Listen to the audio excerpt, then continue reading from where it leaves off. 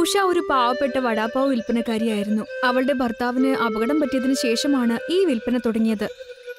വടാപ്പാവ്, ചൂടൻ വടാപ്പാവ്. കുറച്ച് ആളുകളെ അവൾ വിളിക്കുന്നത് കേട്ട് അത് കഴിക്കാൻ വരാറുള്ളൂ. അവൾ ഉണ്ടാക്കുന്നതെല്ലാം വളരെ സ്വാദുള്ളതായിരുന്നു. അവൾ വളരെ വിഷമിച്ചാണ് വീട്ടിലേക്ക് പോവാറുള്ളത്. എന്തുപറ്റി? ഇന്ന് കച്ചവടമൊന്നും നന്നായി ഉണ്ടായില്ലേ ഉഷ?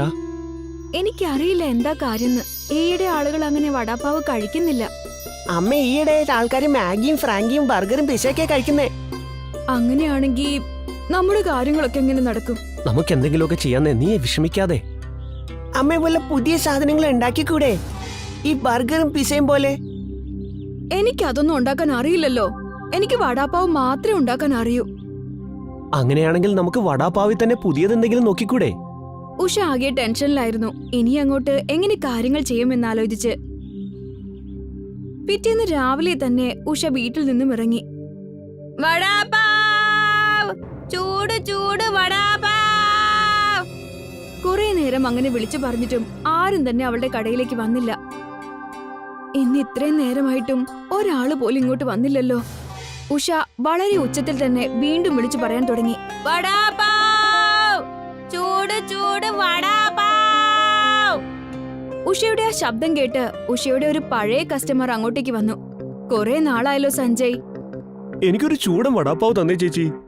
ചേച്ചി കുറെ നേരമായി വിളിച്ച് പറയുകയാണല്ലോ, പക്ഷെ ആരും വടാപ്പാവ് കഴിക്കാൻ വരുന്നേയില്ല. അതുകൊണ്ടാണ് ഞാൻ വന്നത്. എനിക്ക് തോന്നുന്നു ചേച്ചി പുതിയ രീതിയിൽ എന്തെങ്കിലും വടാപ്പാവിൽ ചെയ്യണമെന്നാ. പല നിറങ്ങളിലുള്ള വടാപ്പാവ്, റെയിൻബോ പോലെ. നിറങ്ങളിലുള്ള വടാപ്പാവോ? ആ, അത് പിന്നെ പല നിറങ്ങളിലൊക്കെ എങ്ങനെ വിൽക്കാൻ സാധിക്കും? തീർച്ചയായിട്ടും വിൽക്കാൻ പറ്റും. ഇപ്പോഴുള്ള ആളുകൾക്കൊക്കെ വ്യത്യസ്തമായ ഭക്ഷണങ്ങളാ ഇഷ്ടം. ശരി, ഞാൻ എന്തായാലും ശ്രമിച്ചു നോക്കാം. ഷോപ്പ് അടച്ചതിനു ശേഷം ഉഷ കടയിൽ പോയി പലതരം ഫുഡ് കളർ വാങ്ങി. വൈകിട്ട് വീട്ടിലേക്ക് എത്തി. അല്ല, ഇന്ന് കച്ചവടം എങ്ങനെയുണ്ടായിരുന്നു? കച്ചവടമൊക്കെ കണക്കായിരുന്നു. പക്ഷേ ഇന്നെനിക്കൊരു സ്പെഷ്യൽ ഐഡിയ കിട്ടിയിട്ടുണ്ട്.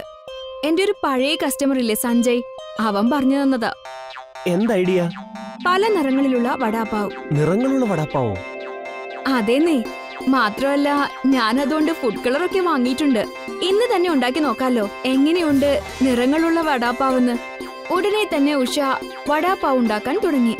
എന്നത്തെയും പോലെ തന്നെ മാവുണ്ടാക്കി പല പാത്രങ്ങളിലേക്കാക്കി. എന്നിട്ട് ഓരോ പാത്രത്തിലും ഓരോരോ നിറങ്ങൾ ചേർത്തു. ഓരോരോ പൊട്ടറ്റോ ബോൾസും ആ പല നിറങ്ങളിലുള്ള മാവുകളിൽ മുക്കി ചൂടായ എണ്ണയിലിട്ട് പൊരിച്ചെടുത്തു. കണ്ടിട്ട് നന്നായി തോന്നുന്നു. മഴവില്ല് പോലെ പല നിറങ്ങൾ. ഉഷയും രാഘവും ആ പല നിറങ്ങളിലുള്ള വടകൾ കഴിച്ചു. ഇത് നന്നായിട്ടുണ്ടല്ലോ. എനിക്കും തരൂ ഒരെണ്ണം. മാണിക് നീല വടയാണ് കഴിച്ചു നോക്കിയത്. അവനത് ഇഷ്ടപ്പെടുകയും ചെയ്തു. 3 പേർക്കും അത് വളരെ നന്നായി തന്നെ തോന്നി. പിറ്റേന്ന് രാവിലെ തന്നെ കടയിലേക്ക് ഉഷയെത്തി വിൽപ്പന തുടങ്ങി. ചൂടൻ വടാപ്പാവ്, ചുവപ്പ്, നീല, പച്ച, മഞ്ഞ, റെയിൻബോ വടാപ്പാവ്, റെയിൻബോ വടാപ്പാവ്. പല നിറത്തിലുള്ള വടാപ്പാവ് കണ്ട് ആളുകൾ കടയിലേക്ക് വരാൻ തുടങ്ങി. എനിക്കൊരു നീല വടാപ്പാവ് തരുവേണ്ടി. ഉഷ ആ കുട്ടിക്ക് നീല നിറത്തിലുള്ള ഒരു വടാപ്പാവ് നൽകി. ആ കുട്ടിക്ക് അത് വളരെ ഇഷ്ടപ്പെട്ടു. കുറച്ചു കഴിഞ്ഞപ്പോ സഞ്ജയ് അങ്ങോട്ട് വന്നു. ചേച്ചി നല്ല നിറമുള്ള വടകൾ തന്നെയാണല്ലോ ഉണ്ടാക്കിയത്. ആ, നീയല്ലേ ഇത് പറഞ്ഞു തന്നത്. ഇപ്പൊ നോക്ക്, എല്ലാവർക്കും ഇത് വളരെയധികം ഇഷ്ടായി. എന്നാ പിന്നെ എനിക്കും നല്ല നിറമുള്ള ഒരു വടാപ്പാവ് ഉണ്ടാക്കി തരൂ ചേച്ചി. അപ്പോഴേക്കും മറ്റു ചിലര് കൂടി അങ്ങോട്ടേക്ക് എത്തി. ഉഷ വീണ്ടും പല നിറത്തിലുള്ള വടാപ്പാവ് ഉണ്ടാക്കാൻ തുടങ്ങി. വാവ്, അടിപൊളിയായിട്ടുണ്ട്. ഇങ്ങനത്തെ വടാപ്പാവ് കഴിക്കാൻ പറ്റുമെന്ന് വിചാരിച്ചതേ ഇല്ല. സഞ്ജയ് കഴിച്ചു കഴിഞ്ഞപ്പോഴേക്കും വേറെ ചിലർ കൂടി അങ്ങോട്ടേക്ക് വന്നു. പെങ്ങളെ ഒരു ചുവന്ന വടാപ്പാവ് തന്നേ. എനിക്ക് ഒരെണ്ണം തരൂ. ഉഷ വീണ്ടും വീണ്ടും പല നിറത്തിലുള്ള വടാപ്പാവ് ഉണ്ടാക്കാൻ തുടങ്ങി. ആളുകൾ കഴിക്കുകയും ചെയ്യുന്നുണ്ടായിരുന്നു. ഇടയ്ക്കിടെ വടാപ്പാവെന്ന് അവൾ വിളിച്ചു പറഞ്ഞു. അങ്ങനെ ആളുകളെ അങ്ങോട്ടേക്ക് ആകർഷിച്ചുകൊണ്ടിരുന്നു. ചൂട് ചൂട് വടാപ്പാവ്, ചൂടൻ വടാപ്പാവ്, ചുവപ്പ്, നീല, പച്ച, റെയിൻബോ വടാപ്പാവ്, റെയിൻബോ വടാപ്പാവ്. ഒരാൾ കഴിയുമ്പോ അടുത്തയാൾ. അങ്ങനെ ഓരോരുത്തരായി വന്ന് കുറച്ചു നേരം കൊണ്ട് തന്നെ മുഴുവൻ സാധനങ്ങളും വിറ്റുപോയി. ഇന്നത്തെ കച്ചവടത്തിൽ നല്ല ലാഭവും കിട്ടി. സന്തോഷത്തോടെ അവൾ വീട്ടിലേക്കെത്തി. ഇന്നൊരു നല്ല ദിവസമായിരുന്നു. മുഴുവൻ വടകളും വിറ്റു തീർന്നേ. ആഹാ, നന്നായിട്ടുണ്ട്. നാളെ മുതല് കുറച്ച് കൂടുതൽ ഉണ്ടാക്കണം. ആളുകൾക്ക് പല നിറങ്ങളിലുള്ള വടാപ്പാവ് വളരെ ഇഷ്ടാണ്. വളരെ നല്ല കാര്യം. ഇപ്പൊ നിനക്ക് സന്തോഷായില്ലേ? ഹാ, നല്ല സന്തോഷം. പിറ്റേന്നും അതുപോലെ തന്നെയായിരുന്നു. അവളുടെ ശബ്ദം കേൾക്കുമ്പോ ഓരോരുത്തരായി അങ്ങോട്ട് വന്നുകൊണ്ടിരുന്നു. ഇന്ന് വെറും 2 മണിക്കൂറിൽ തന്നെ ഉഷയുടെ എല്ലാ വടാപാവും വിറ്റുതീർന്നു. റെയിൻബോ വടാപാവ് അങ്ങനെ ഫേമസ് ആയി. ഉഷ രാവും പകലും ഒരുപാട് വടാപാവുകൾ ഉണ്ടാക്കാൻ തുടങ്ങി. ഇപ്പൊ അവളുടെ കുടുംബം വളരെ സന്തോഷത്തിലാണ്. വലിയൊരു ഹോസ്പിറ്റലിൽ രാഘവിന്റെ ട്രീറ്റ്മെന്റും നടത്താൻ തുടങ്ങി. അവളുടെ ആ പഴയ തട്ടുകടയുടെ സ്ഥാനത്ത് വലിയൊരു കട തന്നെ ഉഷ തുടങ്ങി വെച്ചു. ദിവസവും ഉഷയുടെ കടയിൽ കസ്റ്റമേഴ്സിന്റെ നല്ല തിരക്കായിരുന്നു. അവിടെ അടുത്ത് തന്നെ ഒരു ദോശ സെന്റർ ഉണ്ടായിരുന്നു. അവിടെ വന്നിരുന്ന ഒരുപാട് കസ്റ്റമേഴ്സ് ഉഷയുടെ റെയിൻബോ വടാപാവ് കഴിക്കാൻ വരാൻ തുടങ്ങി. ഓ, ഈ റെയിൻബോ വടാക്കാരി ആൾക്കാരുടെ മേലെ എന്ത് കൂടോത്രണോ ചെയ്തത്. എന്റെ കസ്റ്റമേഴ്സ് മുഴുവൻ ഇപ്പൊ അവിടെയാണല്ലോ. ഇവളെ ഒരു പാഠം പഠിപ്പിച്ചിട്ട് തന്നെ കാര്യം. അന്ന് ഉഷ വടാപാവ് ഉണ്ടാക്കുന്നതിനിടയിൽ അവൾ അറിയാതെ അയാൾ ഒരു പാത്രത്തിലേക്ക് മുളക് വാരിയിട്ടു. ഇനി നിന്റെ റെയിൻബോ വടാപ്പാവ് ആൾക്കാർ ഇഷ്ടപ്പെടുന്നത് എനിക്കൊന്ന് കാണണം. എന്നിട്ട് മോഹൻ അയാളുടെ കടയിലേക്ക് തിരിച്ചുപോയി. ഉഷയ്ക്ക് ഈ കാര്യങ്ങളൊന്നും തന്നെ അറിയില്ലായിരുന്നു. എന്നിട്ട് സാധാരണ പോലെ തന്നെ വടയുണ്ടാക്കുകയും തന്റെ കസ്റ്റമേഴ്സിന് വിൽക്കുകയും ചെയ്തു. വൗ ചേച്ചി, ഇത് അടിപൊളിയാണല്ലോ. നല്ല എരിവും നല്ല ചുവപ്പും. അടിപൊളി, ഇഷ്ടപ്പെട്ടുട്ടോ. ഇത് കേട്ട അവളൊരു വടാപാവ് കഴിച്ചു നോക്കി. അപ്പോ അവൾക്ക് മനസ്സിലായി അതിൽ മുളക് പൊടി ചേർന്നിട്ടുണ്ടെന്ന്. തീർച്ചയായിട്ടും ഇതിൽ ആരോ മുളക് പൊടി ചേർത്തിട്ടുണ്ട്. എന്നാൽ എന്റെ സമയം നല്ലതായതുകൊണ്ട് എന്റെ കസ്റ്റമേഴ്സിന് അത് ഇഷ്ടപ്പെട്ടു. റെയിൻബോ വടാപാവ്, നീല പച്ച എരിവുള്ള വടാപാവ്. ഉടനെ തന്നെ അവിടെ തിക്കും തിരക്കുമായി. എല്ലാവർക്കും പുതിയ ആ എരിവുള്ള വടാപാവ് തന്നെയായിരുന്നു കഴിക്കാൻ ആഗ്രഹം. ഓ, ഞാൻ എന്ത് മണ്ടത്തരമാണ് ഈ ചെയ്തത്. ദൈവമേ, ഇത് കാരണം എന്റെ ഉള്ള കച്ചവടം കൂടി പോയല്ലോ. ഉഷയുടെ കടയിൽ നല്ല കച്ചവടം നടക്കുന്നത് കണ്ടിട്ട് മോഹന് ദേഷ്യം വരുന്നുണ്ടായിരുന്നു. ഉഷയ്ക്ക് ഭാഗ്യമുള്ള സമയമായിരുന്നു. അതുകൊണ്ടാണ് മോശമായത് സംഭവിക്കേണ്ട സമയത്തും അതൊക്കെ നല്ലതായി തന്നെ വന്നത്. കമലാപുരം എന്നൊരു ഗ്രാമമുണ്ടായിരുന്നു. അവിടെ ലക്ഷ്മൺ തന്റെ മകൾ റീമയോടൊപ്പമാണ് ജീവിക്കുന്നത്. റീമയുടെ അമ്മ അവൾ ചെറുപ്പമായിരിക്കുമ്പോഴേ മരിച്ചുപോയതുകൊണ്ട് ലക്ഷ്മൺ റീമയെ നന്നായി നോക്കാൻ വേണ്ടി ശില്പ എന്നൊരു പെൺകുട്ടിയെ വീണ്ടും കല്യാണം കഴിച്ചു. ശില്പ വീട്ടിലേക്ക് വന്നത് മുതൽ ലക്ഷ്മൺ വളരെ സന്തോഷത്തിലായിരുന്നു. റീമയ്ക്ക് ഒരു അമ്മയുടെ സ്നേഹം കിട്ടുമെന്നും അദ്ദേഹം കരുതി. പക്ഷെ അദ്ദേഹം ചിന്തിച്ചതിന് തല കീഴായി നടന്നു. ശില്പ റീമയെ കൊണ്ട് വീട്ടുപണികളെല്ലാം ചെയ്യിപ്പിച്ചുകൊണ്ടിരുന്നു. പാത്രം കഴുകുന്നത്, തുണി അലക്കുന്നത്, പിന്നെ കയ്യും കാലം അമർത്താനും പറഞ്ഞു. റീമയെ തനിക്ക് സേവനങ്ങൾ ചെയ്യുന്ന പണിക്കാരിയായാണ് നോക്കിയത്. എല്ലാ പണികളും റീമയെ കൊണ്ടാണ് ചെയ്യിപ്പിച്ചതും. പക്ഷെ ലക്ഷ്മണന് ശില്പ ചെയ്യുന്നതൊന്നും അറിയില്ലായിരുന്നു. ഇനി ഉറങ്ങുകയാണോടി മഹാറാണി? എത്ര പണികളുണ്ട്, എഴുന്നേക്ക്. ദിവസം മുഴുവനും ഭാരമായി വീട്ടിൽ തന്നെയുണ്ട്. പക്ഷെ കുറച്ചുപോലും പണികൾ ചെയ്യുന്നേയില്ല. രാവിലെ എഴുന്നേറ്റതും ഓരോന്ന് പറയണ്ട. ഞാൻ ദിവസം മുഴുവൻ വെറുതെ ഇരിക്കുകയാണെങ്കിൽ ഈ വീട്ടുപണിയൊക്കെ ആരാ ചെയ്യുന്നത്? ആഹാ, നീ നന്നായി സംസാരിക്കാനൊക്കെ പഠിച്ചല്ലോടി. നിൽക്ക്, നിന്റെ അച്ഛൻ വരട്ടെ. എല്ലാ കാര്യവും ഞാൻ അദ്ദേഹത്തിനോട് പറഞ്ഞോളാം. നിങ്ങൾ പറഞ്ഞോളൂ. എനിക്ക് അദ്ദേഹത്തെ ഒരു പേടിയുമില്ല. ഞാൻ എല്ലാ സത്യം തുറന്നു പറയും. ഞാൻ ആർക്ക് കുറഞ്ഞവളുമല്ല. ആദ്യം അദ്ദേഹം വരട്ടെ, എന്നിട്ട് നീ കാണ്. ഞാൻ നിങ്ങളെ പറ്റി ഒരുപാട് കംപ്ലൈന്റ് ചെയ്യും. നിങ്ങൾ ഒരു പണിയും ചെയ്യാതെ ജോളിയായി മൊബൈലാ നോക്കുന്നു എന്ന് പറയും. എല്ലാവരുടെ ക്ഷമയ്ക്കും ഒരതിരുണ്ട്. നിങ്ങൾ ദിവസം മുഴുവൻ വിശ്രമിച്ചു കൊണ്ടേയിരിക്കും. എന്റെ അച്ഛൻ വരട്ടെ. വൈകുന്നേരം ലക്ഷ്മൺ ഒരുപാട് സങ്കടപ്പെട്ട് വീട്ടിലേക്ക് വന്നിരുന്നു. ലക്ഷ്മന്റെ സങ്കടമുള്ള മുഖം കണ്ട് ശില്പ ഇങ്ങനെ പറഞ്ഞു. എന്തു പറ്റിയേട്ടാ? എന്താ എത്ര വിഷമിച്ചിരിക്കുന്നത്? എന്തെങ്കിലും പ്രശ്നമുണ്ടോ? നിങ്ങൾ ആരെങ്കിലും എന്തെങ്കിലും പറഞ്ഞോ? റീമ, എന്തെങ്കിലും കഴിക്കാനും കുടിക്കാൻ കുറച്ച് വെള്ളം എടുത്തുകൊണ്ടുവാ. അയ്യോ, ഞാൻ എന്തു പറയാനാ? ആരും എന്നോട് ഒന്നും പറഞ്ഞില്ല. എന്നാൽ ഓണർ വന്ന് എന്നെ ജോലിയിൽ നിന്ന് പുറത്താക്കി. ഞങ്ങളുടെ കമ്പനിയും അടച്ചുപൂട്ടാൻ പോകുക. എല്ലാ കമ്പനിയും ലോസിൽ പോയിക്കൊണ്ടിരിക്കുവല്ലേ. അതുകൊണ്ട് ഓണറിന് വലിയ നഷ്ടമാണത്രേ. അതുകൊണ്ട് അദ്ദേഹം ഒരുപാട് വർഷങ്ങളായി ജോലി നോക്കുന്നില്ലേ, അവരെ ജോലിയിൽ നിന്നും പുറത്താക്കി. നിങ്ങൾ എന്താ പറയുന്നത്? നിങ്ങൾ ആ സ്ഥലത്ത് ഒരുപാട് വർഷമായി പണി ചെയ്യുന്നതല്ലേ? ഇപ്പൊ നിങ്ങൾക്ക് ജോലിയില്ലെങ്കിൽ നമ്മൾ എങ്ങനെ കഴിക്കുക? അയ്യോ ദൈവമേ. മോളും ഇപ്പോൾ വളർന്നുകൊണ്ടേയിരിക്കുന്നു. അവളുടെ കല്യാണത്തിന് കുറച്ച് പണവും കൂട്ടി വെച്ചിട്ടുണ്ട്.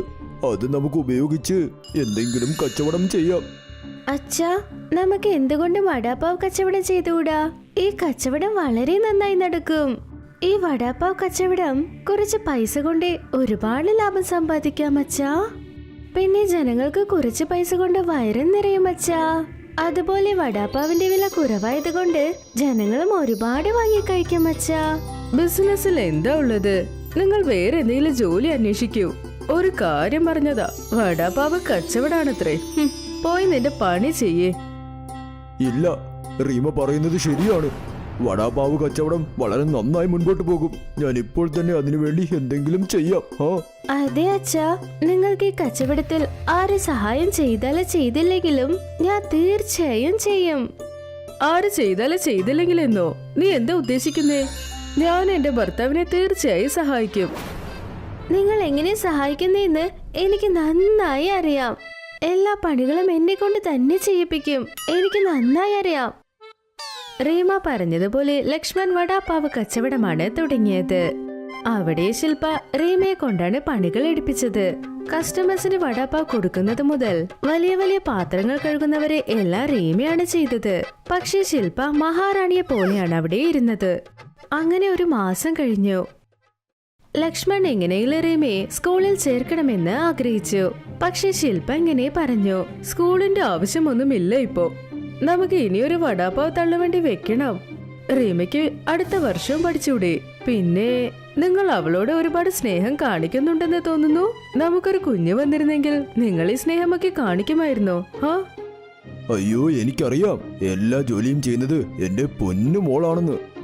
എല്ലാ ജോലിയും നീ അവളോട് ചെയ്യാൻ പറയുക. ഈ കടയുടെ ലക്ഷ്മി ഇവൾ തന്നെയാ, ഇവൾ മാത്രമാ. അവളെല്ലാം ചെയ്യുന്നെങ്കിൽ പിന്നെ ഞാൻ എന്താ ഇവിടെ ചെയ്യുന്നത്? ഞാൻ നിങ്ങൾക്ക് ഭാരമാണല്ലേ? ആ കട എന്റെയാണ്.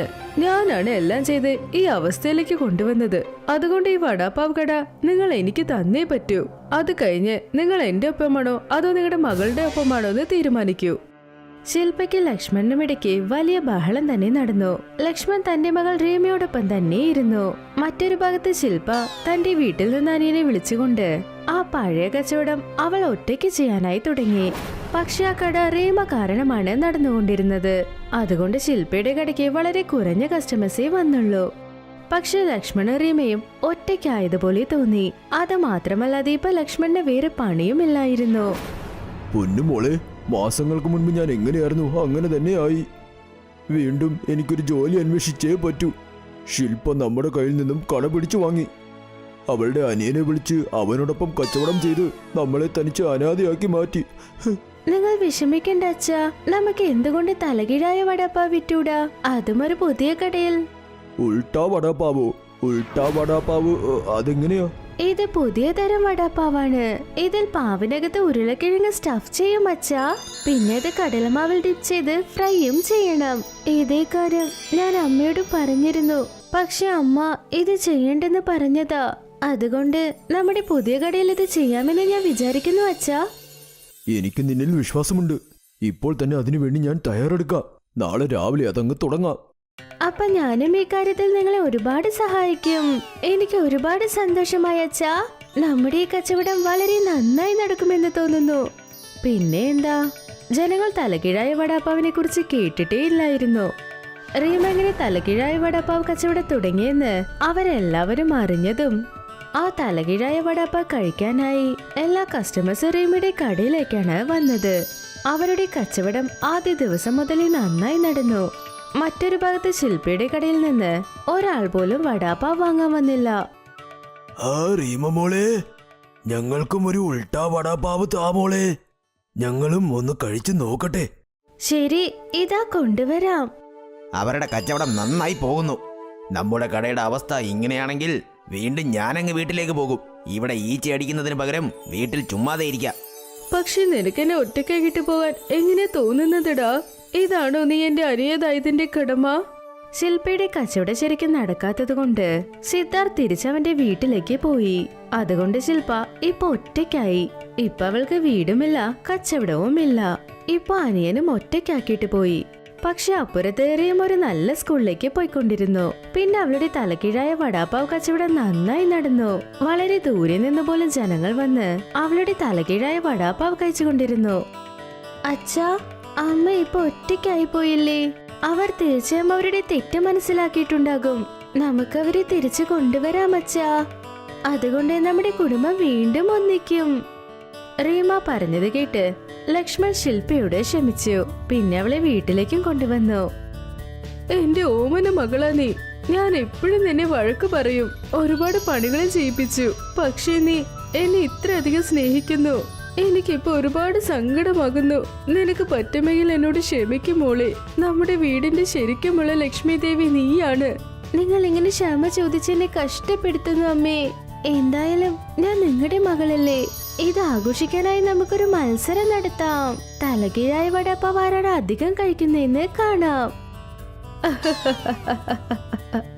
നിന്നേക്കാൾ കൂടുതൽ തലകീഴായി വടപ്പാവ് കഴിക്കാൻ ഞാൻ എന്തായാലും ശ്രമിക്കാം. ഇനി നിങ്ങൾ നോക്കിക്കൊണ്ടേ നിൽക്കൂ. ഞങ്ങൾ അമ്മയും മകളെ 2 പേരും ചേർന്ന് ഈ നഗരത്തിലുള്ള കച്ചവടങ്ങളെക്കാൾ വളരെ നന്നായി കച്ചവടം ചെയ്യും. അതിനു വേണ്ടി ഞാനും റെഡിയാണ്.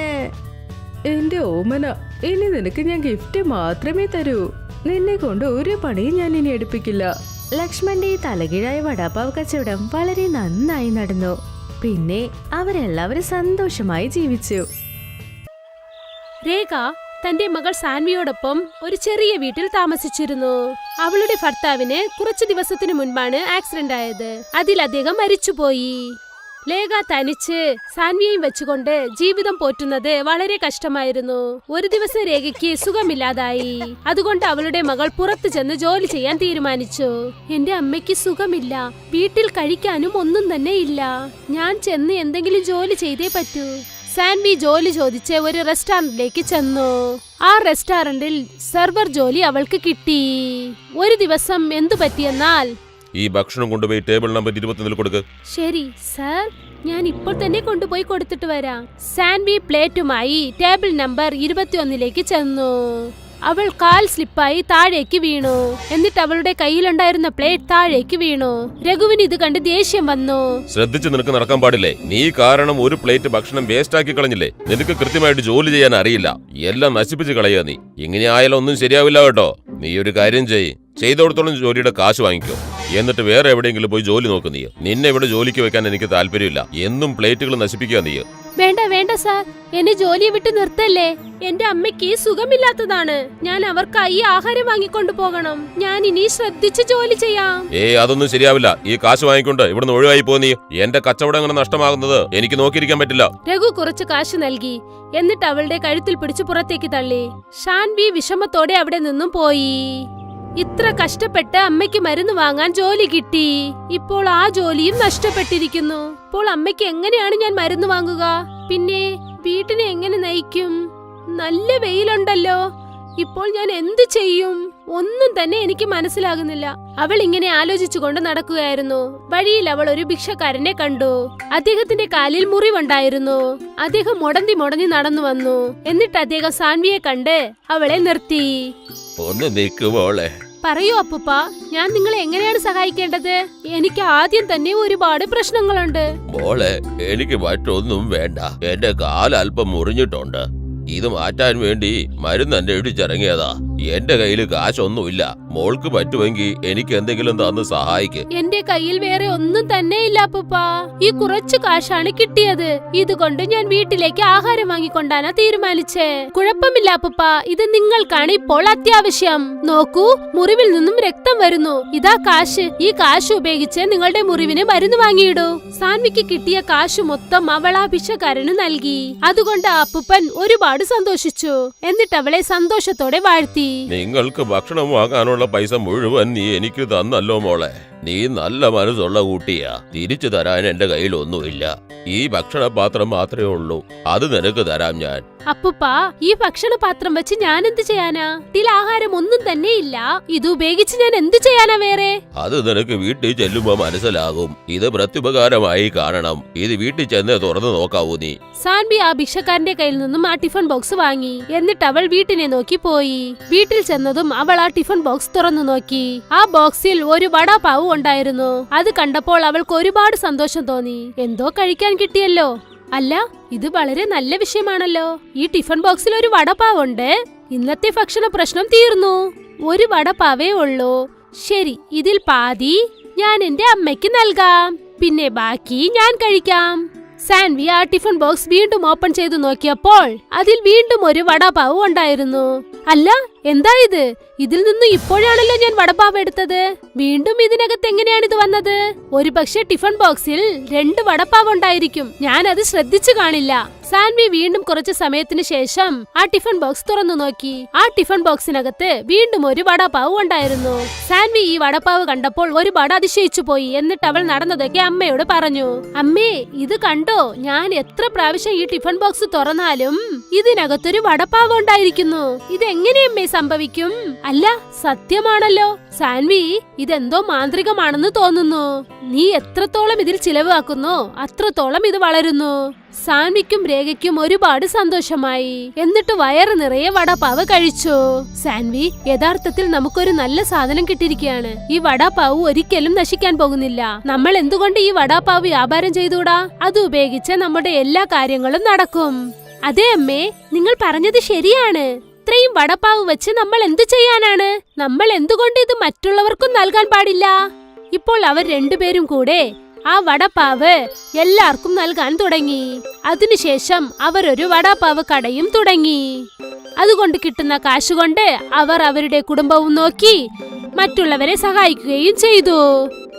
കണ്ടോ സാൻവി, നമ്മുടെ ദിവസങ്ങൾ എങ്ങനെ മാറിയെന്ന്? ഈ വടാപാവ് കാരണം നമ്മളൊരു നല്ല നിലയിലെത്തി. ഇന്ന് നമ്മുടെ കയ്യിൽ വലിയ വീടുണ്ട്, വണ്ടിയുണ്ട്, നമുക്ക് എല്ലാ സൗകര്യങ്ങളും ഉണ്ട്. ഇനി മുതൽ നമുക്ക് യാതൊരു കഷ്ടവും ഇല്ല. അപ്പോഴാണ് അവിടേക്ക് ഒരാൾ വേഗത്തിൽ ഓടി വന്നത്. അപ്പോൾ അദ്ദേഹത്തോട് സാൻവി ചോദിച്ചു, എന്തിനാണ് നിങ്ങൾ ഇത്ര വേഗതയോടെ ഓടി വരുന്നേ? എന്തു പറ്റി? അതോ, ഈ ഗ്രാമത്തിൽ ഒരു ചിറയുണ്ടായിരുന്നില്ലേ, അത് പൊട്ടിപ്പോകാറായി. ഗ്രാമത്തിലെ എല്ലാവരോടും അവിടുന്ന് ഒഴിഞ്ഞു പോകാൻ പറഞ്ഞിരിക്കുക. ഒരു പക്ഷെ ആ ചിറ പൊട്ടിപ്പോയാൽ ഈ ഗ്രാമം മൊത്തം വെള്ളത്തിൽ മുങ്ങിപ്പോകും. മോളെ, പൊയ്ക്കോ, വേഗം ഇവിടുന്ന് നിങ്ങളും രക്ഷപ്പെട്ടോളൂ, അല്ലെങ്കിൽ നിങ്ങളും വെള്ളത്തിലാവും. അല്ല, ഇദ്ദേഹം പറയുന്നത് കേട്ടാൽ വലിയ പ്രശ്നമാണെന്ന് തോന്നുന്നു. ഈ ഗ്രാമമേ ആപത്തിലാണ്. വാ സാൻവി, നമുക്ക് അടുത്ത ഗ്രാമത്തിലേക്ക് പോകാം. ഇല്ലമ്മേ, നിങ്ങൾ സമാധാനിക്കൂ. ഈ പ്രശ്നം ഈ വടപാവ് കൊണ്ട് പരിഹരിക്കാം. എനിക്കിതിന്റെ പുറത്ത് വലിയ വിശ്വാസമാണ്. ഇത് നമ്മുടെ ദിവസങ്ങളെ എത്ര ശരിയാക്കി. അതുകൊണ്ട് ഈ കഷ്ടവും ഇത് തീർച്ചയായും പരിഹരിക്കും. സാൻവി ആ മാന്ത്രിക വടപ്പാവുമായി ആ ഡാമിനടുത്തേക്ക് ചെന്നു. എന്നിട്ട് അതിനോട് പറഞ്ഞു, മാന്ത്രിക വടപ്പാവേ, നീ ഞങ്ങളെ ഒരുപാട് സഹായിച്ചിട്ടുണ്ട്. ഇപ്പോൾ ഈ ഗ്രാമത്തിന് നിന്റെ സഹായം ആവശ്യമാണ്. എന്തെങ്കിലും ചെയ്ത് ഈ ഡാം ഉടയാതെ രക്ഷിക്കൂ. എന്തെങ്കിലും ചെയ്ത് ഇതിലെ വെള്ളം പുറത്തേക്ക് വരാതെ നോക്കിക്കോ. പോകൂ വടാപ്പാ. ആ വടാപ്പാവ് പറന്ന് ആ ഡാമിനെ നോക്കി ചെന്നു. തന്റെ രൂപം അത് വലുതാക്കി. അതുകൊണ്ട് ആ ഡാം ഉടയുന്നതിൽ നിന്ന് രക്ഷപ്പെട്ടു. എന്നിട്ട് വെള്ളത്തിന്റെ വേഗത ഗ്രാമത്തിനകത്ത് ചെല്ലാതെ അവിടെ തന്നെ സ്തംഭിച്ചുപോയി. ഇതെല്ലാം തന്നെ ഗ്രാമത്തിലെ ജനങ്ങൾ ശ്രദ്ധിച്ചുകൊണ്ടിരുന്നു. അതുകൊണ്ട് എല്ലാവരും സാൻവിക്ക് തന്റെ നന്ദി പറഞ്ഞ് അവളെ വാഴ്ത്തി. സാൻവി, നീ യഥാർത്ഥത്തിൽ ചെയ്തത് നല്ല കാര്യമാണ്. ഈ വെള്ളത്തിൽ നിന്നും നമ്മുടെ ഗ്രാമത്തിനെ നീ രക്ഷിച്ചിരിക്കുന്നു. ഞങ്ങൾ എല്ലാരും നിന്നെക്കുറിച്ച് ഓർത്ത് ബഹുമാനിക്കുന്നു. ഗ്രാമത്തിലെ ജനങ്ങളൊക്കെ സാൻവിയെ പുകഴ്ത്തി. ഇപ്പോൾ സാൻവിയും രേഖയും ആ മാന്ത്രിക വടപാവിന്റെ ഉപയോഗം കൊണ്ട് എല്ലാരെയും സഹായിച്ച് അവരുടെ ജീവിതം നല്ല രീതിയിൽ നടത്തി. രേഖ തന്റെ മകൾ സാൻവിയോടൊപ്പം ഒരു ചെറിയ വീട്ടിൽ താമസിച്ചിരുന്നു. അവളുടെ ഭർത്താവിന് കുറച്ചു ദിവസത്തിനു മുൻപാണ് ആക്സിഡന്റ് ആയത്. അതിൽ അദ്ദേഹം മരിച്ചുപോയി. ലേഖ തനിച്ച് സാൻവിയെയും വെച്ചുകൊണ്ട് ജീവിതം പോറ്റുന്നത് വളരെ കഷ്ടമായിരുന്നു. ഒരു ദിവസം രേഖയ്ക്ക് സുഖമില്ലാതായി. അതുകൊണ്ട് അവളുടെ മകൾ പുറത്തു ചെന്ന് ജോലി ചെയ്യാൻ തീരുമാനിച്ചു. എന്റെ അമ്മയ്ക്ക് സുഖമില്ല, വീട്ടിൽ കഴിക്കാനും ഒന്നും തന്നെ ഇല്ല. ഞാൻ ചെന്ന് എന്തെങ്കിലും ജോലി ചെയ്തേ പറ്റൂ. സാൻവി ജോലി ചോദിച്ച് ഒരു റെസ്റ്റോറന്റിലേക്ക് ചെന്നു. ആ റെസ്റ്റോറന്റിൽ സെർവർ ജോലി അവൾക്ക് കിട്ടി. ഒരു ദിവസം എന്തു പറ്റിയെന്നാൽ, ഈ ഭക്ഷണം കൊണ്ടുപോയി ടേബിൾ നമ്പർ 21 കൊടുക്ക്. ശരി സർ, ഞാൻ ഇപ്പോൾ തന്നെ കൊണ്ടുപോയി കൊടുത്തിട്ട് വരാം. സാൻവി പ്ലേറ്റുമായി ടേബിൾ നമ്പർ 21ലേക്ക് ചെന്നു. അവൾ കാൽ സ്ലിപ്പായി താഴേക്ക് വീണു. എന്നിട്ട് അവളുടെ കയ്യിലുണ്ടായിരുന്ന പ്ലേറ്റ് താഴേക്ക് വീണു. രഘുവിന് ഇത് കണ്ട് ദേഷ്യം വന്നു. ശ്രദ്ധിച്ച് നിനക്ക് നടക്കാൻ പാടില്ലേ? നീ കാരണം ഒരു പ്ലേറ്റ് ഭക്ഷണം വേസ്റ്റ് ആക്കി കളഞ്ഞില്ലേ? നിനക്ക് കൃത്യമായിട്ട് ജോലി ചെയ്യാൻ അറിയില്ല. എല്ലാം നശിപ്പിച്ച് കളയുക നീ. ഇങ്ങനെ ആയാലും ഒന്നും ശരിയാവില്ല കേട്ടോ. നീ ഒരു കാര്യം ചെയ്തോടത്തോളം ജോലിയുടെ കാശ് വാങ്ങിക്കോ. എന്നിട്ട് വേറെ എവിടെയെങ്കിലും പോയി ജോലി നോക്ക്. നീ നിന്നെ ഇവിടെ ജോലിക്ക് വെക്കാൻ എനിക്ക് താല്പര്യമില്ല. എന്നും പ്ലേറ്റുകൾ നശിപ്പിക്കുക നീ. വേണ്ട വേണ്ട സാർ, എന്നെ ജോലിയെ വിട്ട് നിർത്തല്ലേ. എന്റെ അമ്മയ്ക്ക് സുഖമില്ലാത്തതാണ്. ഞാൻ അവർക്കായി ആഹാരം വാങ്ങിക്കൊണ്ടു പോകണം. ഞാൻ ഇനി ശ്രദ്ധിച്ച് ജോലി ചെയ്യാം. അതൊന്നും ശരിയാവില്ല. ഈ കാശ് വാങ്ങിക്കൊണ്ട് ഇവിടുന്ന് ഒഴിവായി പോ നീ. എന്റെ കച്ചവടം അങ്ങനെ നഷ്ടമാകുന്നത് എനിക്ക് നോക്കിയിരിക്കാൻ പറ്റില്ല. രഘു കുറച്ച് കാശ് നൽകി. എന്നിട്ട് അവളുടെ കഴുത്തിൽ പിടിച്ച് പുറത്തേക്ക് തള്ളി. സാൻവി വിഷമത്തോടെ അവിടെ നിന്നും പോയി. ഇത്ര കഷ്ടപ്പെട്ട് അമ്മയ്ക്ക് മരുന്ന് വാങ്ങാൻ ജോലി കിട്ടി. ഇപ്പോൾ ആ ജോലിയും നഷ്ടപ്പെട്ടിരിക്കുന്നു. ഇപ്പോൾ അമ്മയ്ക്ക് എങ്ങനെയാണ് ഞാൻ മരുന്ന് വാങ്ങുക? പിന്നെ വീട്ടിനെ എങ്ങനെ നയിക്കും? നല്ല വെയിലുണ്ടല്ലോ. ഇപ്പോൾ ഞാൻ എന്ത് ചെയ്യും? ഒന്നും തന്നെ എനിക്ക് മനസ്സിലാകുന്നില്ല. അവൾ ഇങ്ങനെ ആലോചിച്ചുകൊണ്ട് നടക്കുകയായിരുന്നു. വഴിയിൽ അവൾ ഒരു ഭിക്ഷക്കാരനെ കണ്ടു. അദ്ദേഹത്തിന്റെ കാലിൽ മുറിവുണ്ടായിരുന്നു. അദ്ദേഹം മുടന്തി നടന്നു വന്നു. എന്നിട്ട് അദ്ദേഹം സാൻവിയെ കണ്ട് അവളെ നിർത്തി. ഒന്ന് നിൽക്കുമോളെ. പറയൂ അപ്പൂപ്പ, ഞാൻ നിങ്ങളെ എങ്ങനെയാണ് സഹായിക്കേണ്ടത്? എനിക്ക് ആദ്യം തന്നെ ഒരുപാട് പ്രശ്നങ്ങളുണ്ട്. മോളെ, എനിക്ക് മറ്റൊന്നും വേണ്ട. എന്റെ കാലല്പം മുറിഞ്ഞിട്ടുണ്ട്. ഇത് മാറ്റാൻ വേണ്ടി മരുന്ന് അന്വേഷിച്ചിറങ്ങിയതാ. എന്റെ കയ്യിൽ കാശൊന്നുമില്ല. മോൾക്ക് പറ്റുമെങ്കിൽ എനിക്ക് എന്തെങ്കിലും തന്ന് സഹായിക്ക്. എന്റെ കയ്യിൽ വേറെ ഒന്നും തന്നെ ഇല്ല അപ്പൂപ്പ. ഈ കുറച്ചു കാശാണ് കിട്ടിയത്. ഇതുകൊണ്ട് ഞാൻ വീട്ടിലേക്ക് ആഹാരം വാങ്ങിക്കൊണ്ടാണ് തീരുമാനിച്ചേ. കുഴപ്പമില്ല അപ്പൂപ്പ, ഇത് നിങ്ങൾക്കാണ് ഇപ്പോൾ അത്യാവശ്യം. നോക്കൂ, മുറിവിൽ നിന്നും രക്തം വരുന്നു. ഇതാ കാശ്. ഈ കാശ് ഉപയോഗിച്ച് നിങ്ങളുടെ മുറിവിന് മരുന്ന് വാങ്ങിയിടൂ. സാൻവിക്ക് കിട്ടിയ കാശ് മൊത്തം അവൾ ആ ഭിക്ഷക്കാരന് നൽകി. അതുകൊണ്ട് അപ്പൂപ്പൻ ഒരുപാട് സന്തോഷിച്ചു. എന്നിട്ട് അവളെ സന്തോഷത്തോടെ വാഴ്ത്തി. നിങ്ങൾക്ക് ഭക്ഷണം വാങ്ങാനുള്ള പൈസ മുഴുവൻ നീ എനിക്ക് തന്നല്ലോ മോളെ. നീ നല്ല മനസ്സുള്ള കുട്ടിയാ. തിരിച്ചു തരാൻ എന്റെ കയ്യിൽ ഒന്നുമില്ല. ഈ ഭക്ഷണപാത്രം മാത്രമേ ഉള്ളൂ. അത് നിനക്ക് തരാം ഞാൻ. അപ്പൂപ്പ, ഈ ഭക്ഷണപാത്രം വെച്ച് ഞാൻ എന്ത് ചെയ്യാനാ? ഇതിൽ ആഹാരം ഒന്നും തന്നെ ഇല്ല. ഇത് ഉപയോഗിച്ച് ഞാൻ എന്ത് ചെയ്യാനാ വേറെ? അത് നിനക്ക് വീട്ടിൽ ചെല്ലുമ്പോ മനസ്സിലാകും. ഇത് പ്രത്യുപകാരമായി കാണണം. ഇത് വീട്ടിൽ ചെന്ന് തുറന്നു നോക്കാവൂ നീ. സാൻവി ആ ഭിക്ഷക്കാരന്റെ കയ്യിൽ നിന്നും ആ ടിഫിൻ ബോക്സ് വാങ്ങി. എന്നിട്ട് അവൾ വീട്ടിനെ നോക്കി പോയി. വീട്ടിൽ ചെന്നതും അവൾ ആ ടിഫിൻ ബോക്സ് തുറന്നു നോക്കി. ആ ബോക്സിൽ ഒരു വടാപാവ് ഉണ്ടായിരുന്നു. അത് കണ്ടപ്പോൾ അവൾക്ക് ഒരുപാട് സന്തോഷം തോന്നി. എന്തോ കഴിക്കാൻ കിട്ടിയല്ലോ. അല്ല, ഇത് വളരെ നല്ല വിഷയമാണല്ലോ. ഈ ടിഫിൻ ബോക്സിൽ ഒരു വടപാവുണ്ട്. ഇന്നത്തെ ഭക്ഷണ പ്രശ്നം തീർന്നു. ഒരു വടപാവേ ഉള്ളൂ. ശരി, ഇതിൽ പാതി ഞാൻ എന്റെ അമ്മയ്ക്ക് നൽകാം. പിന്നെ ബാക്കി ഞാൻ കഴിക്കാം. സാൻവി ആ ടിഫിൻ ബോക്സ് വീണ്ടും ഓപ്പൺ ചെയ്തു നോക്കിയപ്പോൾ അതിൽ വീണ്ടും ഒരു വടപാവ് ഉണ്ടായിരുന്നു. അല്ല, എന്താ ഇത്? ഇതിൽ നിന്ന് ഇപ്പോഴാണല്ലോ ഞാൻ വടപാവ് എടുത്തത്. വീണ്ടും ഇതിനകത്ത് എങ്ങനെയാണ് ഇത് വന്നത്? ഒരു പക്ഷേ ടിഫിൻ ബോക്സിൽ 2 വടപാവ് ഉണ്ടായിരിക്കും. ഞാൻ അത് ശ്രദ്ധിച്ചു കാണില്ല. സാൻവി വീണ്ടും കുറച്ചു സമയത്തിന് ശേഷം ആ ടിഫിൻ ബോക്സ് തുറന്നു നോക്കി. ആ ടിഫിൻ ബോക്സിനകത്ത് വീണ്ടും ഒരു വടപാവ് ഉണ്ടായിരുന്നു. സാൻവി ഈ വടപാവ് കണ്ടപ്പോൾ ഒരുപാട് അതിശയിച്ചു പോയി. എന്നിട്ട് അവൾ നടന്നതൊക്കെ അമ്മയോട് പറഞ്ഞു. അമ്മേ, ഇത് കണ്ടോ? ഞാൻ എത്ര പ്രാവശ്യം ഈ ടിഫിൻ ബോക്സ് തുറന്നാലും ഇതിനകത്തൊരു വടപാവ് ഉണ്ടായിരിക്കുന്നു. ഇതെങ്ങനെയമ്മേ സംഭവിക്കും? അല്ല, സത്യമാണല്ലോ. സാൻവി, ഇതെന്തോ മാന്ത്രികമാണെന്ന് തോന്നുന്നു. നീ എത്രത്തോളം ഇതിൽ ചിലവാക്കുന്നോ അത്രത്തോളം ഇത് വളരുന്നു. സാൻവിക്കും രേഖയ്ക്കും ഒരുപാട് സന്തോഷമായി. എന്നിട്ട് വയറ് നിറയെ വടപാവ് കഴിച്ചു. സാൻവി, യഥാർത്ഥത്തിൽ നമുക്കൊരു നല്ല സാധനം കിട്ടിയിരിക്കുകയാണ്. ഈ വടപാവ് ഒരിക്കലും നശിക്കാൻ പോകുന്നില്ല. നമ്മൾ എന്തുകൊണ്ട് ഈ വടപാവ് വ്യാപാരം ചെയ്തുകൂടാ? അത് ഉപയോഗിച്ച് നമ്മുടെ എല്ലാ കാര്യങ്ങളും നടക്കും. അതെ അമ്മേ, നിങ്ങൾ പറഞ്ഞത് ശരിയാണ്. ഇത്രയും വടപാവ് വെച്ച് നമ്മൾ എന്തു ചെയ്യാനാണ്? നമ്മൾ എന്തുകൊണ്ട് ഇത് മറ്റുള്ളവർക്കും നൽകാൻ പാടില്ല? ഇപ്പോൾ അവർ രണ്ടുപേരും കൂടെ ആ വടപാവ് എല്ലാവർക്കും നൽകാൻ തുടങ്ങി.